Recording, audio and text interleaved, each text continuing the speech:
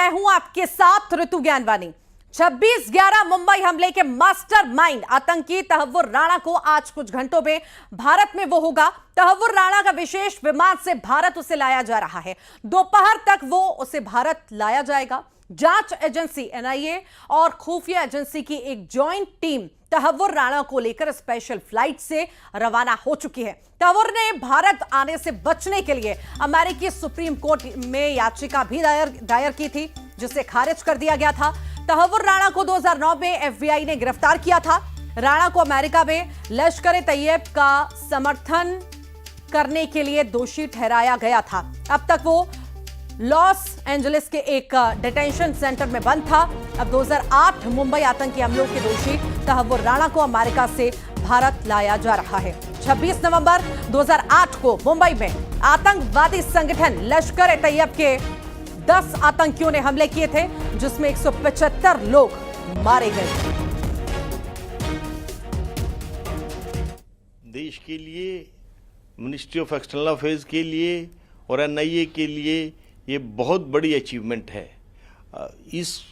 आप जानते हैं कि ये 15 साल पुराना मामला था। इसमें कितना प्रयास किया गया है ये तो सिर्फ एनआईए के वो ऑफिसर ही जानते हैं जिन्होंने इस केस पर काम किया है। मुंबई हमले के गुनहगार को एक वक्त पर अमेरिका की एक अदालत से बरी कर दिया गया था। तब गुजरात के सीएम रहते हुए नरेंद्र मोदी ने यह मुद्दा उठाया था। साल 2019 में मोदी सरकार के दौरान पहली बार भारत की ओर से डिप्लोमेटिक चैनल्स के जरिए तहव्वुर राणा के प्रत्यर्पण की मांग शुरू हुई और फिर यह कोशिश अब अपने अंजाम तक पहुंचने जा रही है। इसी पर ही एक खास रिपोर्ट आपको दिखाते हैं। क्या 9/11 के दोषियों का केस हिंदुस्तान की कोर्ट में चल सकता है? क्या भारत की न्यायपालिका अमेरिका के 9/11 के घटना के लिए कोई निर्णय फैसला कर सकते हैं? और अमेरिका का पाकिस्तान तरफी जो रवैया है, उसके सामने भारत सरकार ने अब कड़ा निर्णय करना पड़ेगा, इस समय की मांग है। ये नरेंद्र मोदी की शपथ थी। मुंबई हमले के पीड़ितों को न्याय दिलाने की शपथ थी। आज से ठीक 14 साल पहले जब वो गुजरात के मुख्यमंत्री थे। और मैं विश्व के सामने सवाल खड़ा करना चाहता हूं, क्या 9/11 के दोषियों का केस हिंदुस्तान की कोर्ट में चल सकता है? क्या अमेरिका इसके लिए हमें परमिशन देगा? क्या भारत की न्यायपालिका अमेरिका के 9/11 के घटना के लिए कोई निर्णय फैसला कर सकते हैं? एक बहुत बड़ा वैश्विक स्तर पर यह सवाल खड़ा हुआ है। मैं आशा करूंगा कि भारत सरकार तत्काल इस विषय में अपनी प्रतिक्रिया दे। भारत सरकार अमेरिका के खिलाफ अपनी आवाज उठाए। 26/11 मुंबई हमलों के पीड़ितों के जख्म पर नमक छिड़कने जैसा एक हमला हुआ था। अमेरिका के शिकागो की अदालत में तब शिकागो कोर्ट ने आतंकी तहव्वुर राणा को रिहा करने का आदेश दिया था। 26/11 मुंबई हमलों के पीड़ितों के जख्म पर नमक छिड़कने जैसा एक फैसला हुआ था अमेरिका की शिकागो की अदालत में। तब शिकागो कोर्ट ने आतंकी तहव्वुर राणा को रिहा करने का आदेश दिया था, मगर मोदी पीड़ितों के न्याय के लिए खड़े रहे। और अमेरिका का पाकिस्तान तरफी जो रवैया है, उसके सामने भारत सरकार ने अब कड़ा निर्णय करना पड़ेगा, इस समय की मांग है। वरना एक के बाद एक दोषी लोग अमेरिका चले जाएंगे, अमेरिका की कोर्ट में केस चलेंगे और एक के बाद को एक तरफा निर्दोष छोड़ दिया जाएगा और पाकिस्तान की भलाई के लिए सारा किया जाएगा।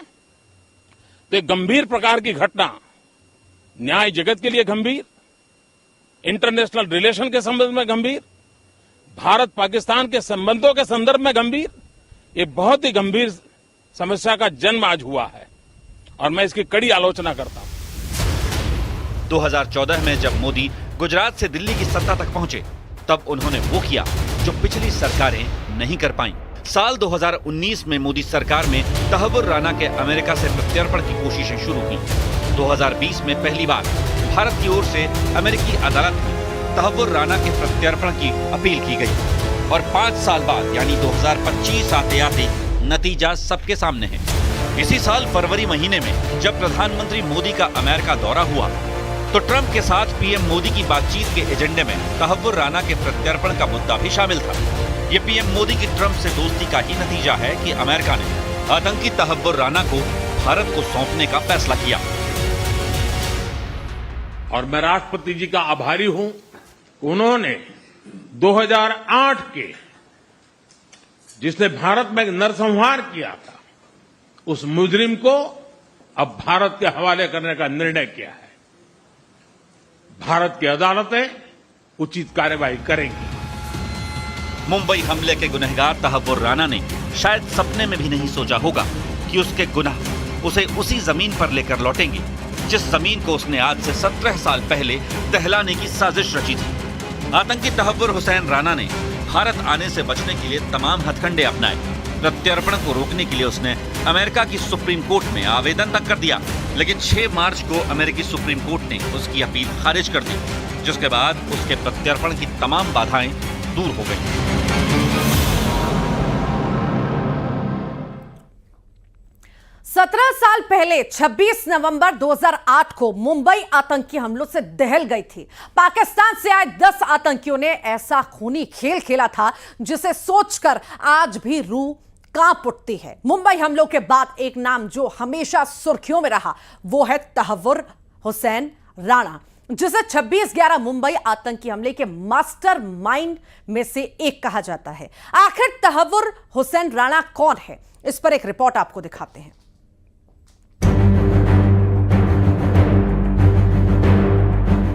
जिसने कसम खाई थी जिंदगियां बचाने की, वो बन बैठा मौत का सौदागर।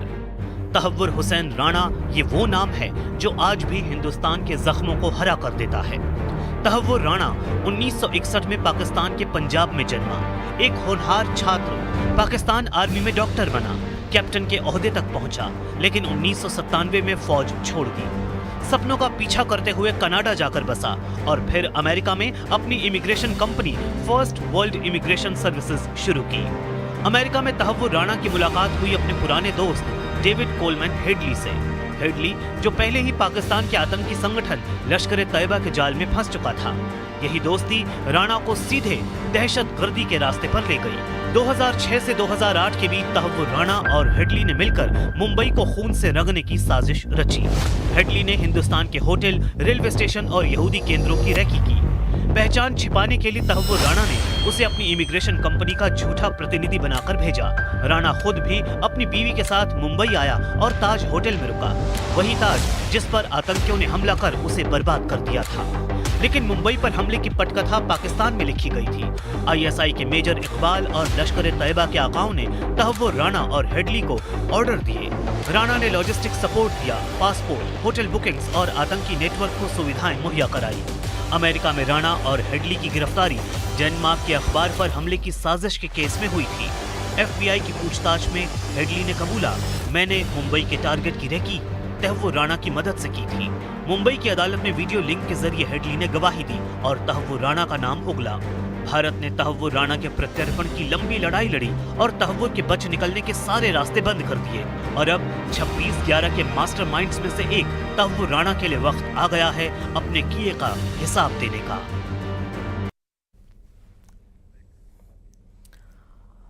वक्फ कानून में ऐतिहासिक संशोधन के बहाने वक्फ संपत्तियों की लूट चर्चा में है। अब सामने आया है कि वक्फ की संपत्ति बताए जा रहे भोपाल शहर के 126